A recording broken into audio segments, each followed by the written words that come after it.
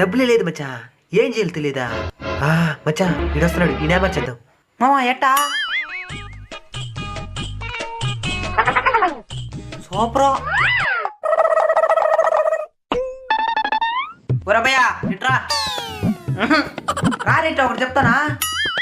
మొన్న ఒక లారీ దిగబడిపోతే ఈ చేతితో లేపి ఇట్టేసినా. నేను నమ్మను. నమ్మ ఇప్పటికిప్పుడు ఎద్దరు పని ఒక్క చేతితో లేపుతున్నావు, నమ్మతావా? ఇది కూడా నేను నమ్మను. నమ్మ ఇప్పటికిప్పుడే లేపుతాను. బెడ్ ఎంత? 1000 రూపాయలు ఇస్తాను రా.